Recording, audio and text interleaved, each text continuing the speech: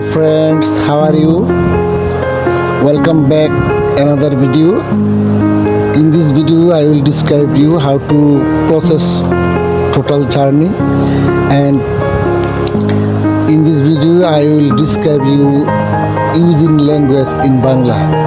So বন্ধুরা সবাই কেমন আছেন? আশা করি অবশ্যই ভালো আছেন। আমরা আমাদের ছোট বোনের বাসায় বেড়াতে গিয়েছিলাম।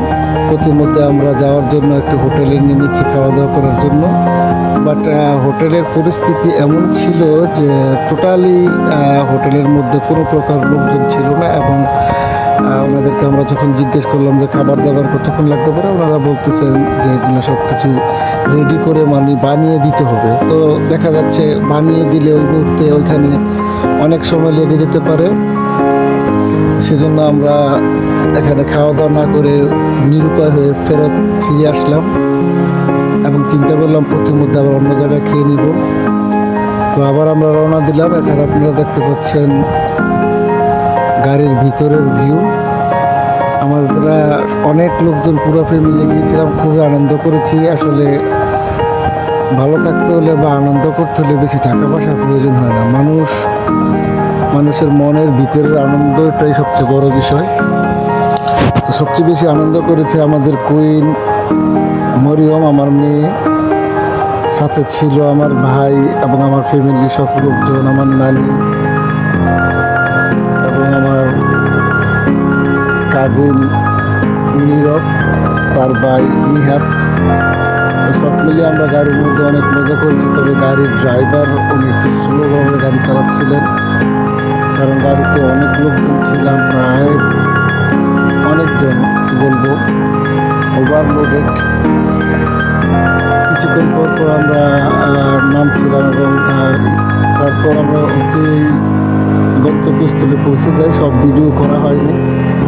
আমার বোনের বাসায় পৌঁছে যাওয়ার পর আমার বোন আমাদেরকে রিসিভ করে এবং নাস্তা খেতে দেয়।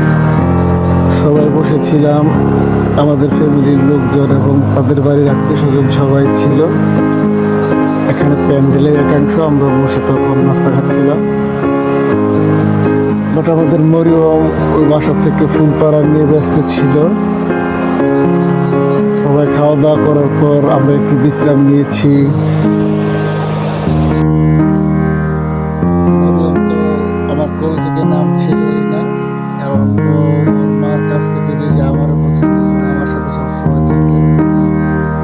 আসলে বাচ্চারা যার কাছ থেকে আনন্দ পায় তার কাছে বেশি থাকতে গিয়েছিলাম অনেকদিন পর, বলতে এই প্রথম। তার বিয়ে হয়েছে অনেক বছর হয়েছে, এর মধ্যে আমার মা গিয়েছিলেন। আমরা অনেক আপ্যায়ন পেয়েছি। ওনারা খুবই ভালো মানুষ, তাদের আপ্যায়নের আসলে তুলনা করা হয় না। খাবারের মেনু দিয়ে আসলে আপ্যায়নটা নির্ধারণ করা ঠিক না। তারা খুবই অতিথিপরায়ণ। অ্যাকচুয়ালি কিছু কিছু মানুষের অতিথিপরায়ণতা দেখেই কিছু কিছু জেলা বা থানার সম্পর্কে ভালো মন্তব্য চলে আসে। তো সোনাপুর 0 পয়েন্ট নোয়াখালী আমার বোনের বাসা। ওইখান থেকে বাম পাশে কবিরহাট রোডে একটু সামনে গেলেই হয়ে যায়। এই যে আমাদের মরিয়ম, সে মালটা খাচ্ছে এবং পিছনে আমার বোন দাঁড়িয়ে আছে, সবার সাথে কথা বলছে। এখানে আমরা বসে আছি। আমার স্ত্রী এখানে আছেন, কিন্তু তাকে দেখা যাচ্ছে না। তাকে ভিডিও করলে পাবলিকলি সে খুব রাগ করে। সে একটু পর্দা মেনটেন করে চলে, তো সেই জন্য তাকে ভিডিও করা যায় না। যাক, তাকে নাই বা দেখলেন, তবে সে খুবই ভালো মনের একটা মানুষ। এদিকে আমার মা খাচ্ছেন, সবাই খাওয়ার ভিডিও। এখানেও আমার স্ত্রী আছে, কিন্তু কোনটা আমার স্ত্রী আমি আসলে আপনাদেরকে পরিচয় দেব না। আমার বোন নিজে হাতে সবাইকে অতিথিয়িত করছেন। সাথে আমার ড্রাইভার সাহেব ছিল, ওনাকেও আমরা ডেকে এনেছি খাওয়া দাওয়া করার জন্য।